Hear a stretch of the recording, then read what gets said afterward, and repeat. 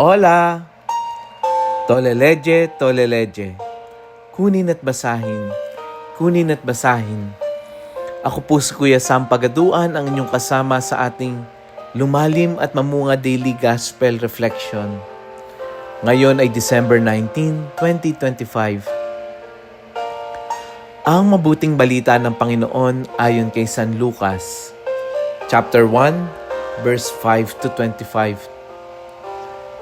Noong si Herodes ang hari ng Judea, may isang saserdote na ang ngalay Zacarias sa pangkat ni Abias at mula rin sa lipin ni Aaron, ang kanyang asawang si Elizabeth. Kapwa sila kalugod-lugod sa paningin ng Diyos, namumuhay ayon sa mga utos at tuntunin mula sa Panginoon. Wala silang anak sapagkat baog si Elizabeth at sila'y matanda na. Ang pangkat ni Zacarias ang nanunungkulan noon at siya'y naglilingkod sa harapan ng Diyos bilang saserdote. Nang sila'y magsapalaran, ayon sa kaugalian ng mga saserdote, siya ang nahirang na maghandog ng kamanyang. Kaya't pumasok siya sa templo ng Panginoon sa oras ng pagsusunog ng kamanyang, samantalang nagkakatipon sa labas ang mga tao at nananalangin. Walang ano-ano'y napakita sa kanya ang isang anghel ng Panginoon. Nakatayo sa gawing kanan ng dambana na sunugan ng kamanyang. Nagulat si Zacarias at sinidla na matinding takot nang makita ang anghel. Ngunit sinabi nito sa kanya, "Huwag kang matakot, Zacarias. Dininig ng Diyos ang panalangin mo. Kayo ni Elizabeth ay magkakaanak ng isang lalaki at Juan ang ipangangalan mo sa kanya. Ikaw ay matutuwa at magiging maligaya at marami ang magagalak sa kanyang pagsilang sapagkat siya'y magiging dakila sa paningin ng Panginoon. Hindi siya iinom ng alak o anumang inuming nakalalasing. Sa sinapupunan pa lamang ng kanyang ina, mapupuspos na siya ng Espiritu Santo. Marami sa mga anak na Israel ang panunumbalikin niya sa kanilang Panginoong Diyos. Mauna siya sa Panginoon, taglay ang Espiritu at kapangyarihan ni Elias, upang pagkasunduin ng ama at mga anak, at panumbalikin sa daan ng matuwid ang mga suwail. Sa gayon, ipaghahanda niya ng isang bayan ng Diyos." Sinabi ni Zacarias, "Paano ko makatitiyak na mangyayari ito? Sapagkat ako'y matanda na at gayon din ang aking asawa." Sumagot ang anghel, "Ako si Gabriel na naglilingkod sa harapan ng Diyos. Sinugo ako upang ihatid sa iyo ang mabuting balitang sinasabi ko na sa iyo. At ngayon, mabibinging ka't hindi makapagsasalita hanggang sa araw na maganap ang mga bagay na ito, sapagkat hindi ka naniniwala sa mga sinabi ko na matutupad pagdating ng takdang panahon." Samantalang naghihintay naman kay Zacarias sa mga tao, nagtataka sila kung bakit nagtagal siya ng ganoon sa loob ng templo. Paglabas niya ay hindi na siya makapagsalita. Mga senyas na lamang ang ginagamit niya. Kaya napagtanto nila na nakakita siya ng pangitain at siya'y nanatiling pipi. Nang matapos ang panahon ng kanyang paglilingkod ay umuwi na siya. Hindi nga nagtagal at naglihi si Elizabeth at hindi ito umalis sa bahay sa loob ng 5 buwan. "Ngayon nilingap ako ng Panginoon," wika ni Elizabeth.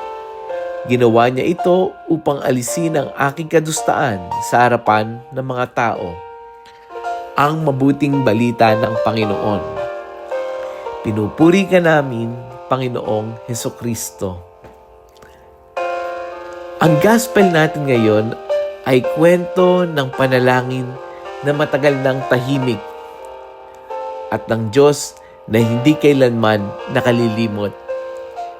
Si Zacarias at Elizabeth ay matuwid sa harap ng Diyos. Sila ay tapat sa pananampalataya pero matagal nang naghihintay na magkaanak. Kaya lang, sa mata ng tao, huli na ang lahat. Yung message ng gospel natin ngayon ay malinaw. Ang Diyos ay kumikilos hindi ayon sa edad, hindi ayon sa timeline, o posibilidad ng tao. Ang Diyos ay kumikilos ayon sa kanyang pangako. At minsan, ang pinakamatinding hadlang sa himala ay hindi yung kawalan ng pananampalataya. Ang nagiging hadlang, alam niyo kung ano? Yung hindi na tayo umasa pa. Kung tutusin, relatable si Zacarias sa atin.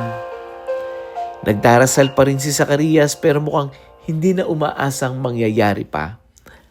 Kaya nung sinabi ng anghel na tutuparin ang dasal niya, ang una niyang sinabi ay hindi, "Ay nako, salamat Lord." Hindi yun yung sinabi niya. Kundi, anong sinabi niya? Paano mangyayari yon? Parang tayo, di ba? Matagal ka nang nagdarasal para sa pamilya. Matagal ka nang umaasa sa paggaling. Matagal ka nang naghihintay ng pagbabago. Matagal na tayo nagdarasal para sa ating bansa, para sa ating bayan.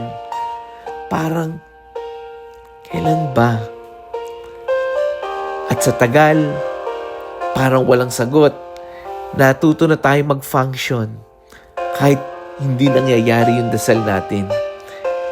Pero ito yung pinakamagandang balita. Ang katahimikan ng Diyos ay hindi tanda ng kanyang kawalan. Madalas, tahimik ang Diyos sa mga pinagdarasal natin dahil niyahanda niya tayo. Pansinin natin, sa gospel, si Zacarias ay natahimik na literal, hindi bilang parusa, kundi bilang paanyaya na makinig muna bago magsalita ulit. Minsan kasi, bago kumilos ang Diyos sa paligid natin, kailangan muna niyang kumilos sa loob natin. Kaya ngayong araw na ito, ang challenge sa atin ng gospel, tayo ay inaanyayahan na ibalik sa Diyos ang mga dasal na matagal na nating hindi binabanggit, matagal na nating isinuko. Magtiwala kahit hindi na tayo ganun ka-excited. Remember, siya pa rin ang Diyos. Matuto tayong manahimik at makinig sa proseso.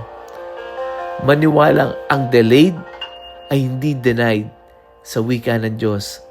Dahil ang Diyos ay hindi huli, kundi sabi nga natin, lagi siyang sakto, lagi siyang on time. Let us pray. Panginoon, salamat dahil hindi mo kinakalimutan ang mga dasal na tahimik na naming itinago sa puso namin. Kapag napapagod na kaming umasa, hawakan mo ang aming pananampalataya. Kapag natuto na kaming mag-settle sa katahimikan, ipaalala mo na ikaw ay kumikilos pa rin. Turuan mo kaming magtiwala kahit hindi na kami sigurado at maniwala na sa iyong pangako ay darating ang lahat sa tamang panahon. Amen. Kaibigan, baka po may kakilala ka ngayon na matagal na ding naghihintay ng sagot sa dasal, pero tahimik lang.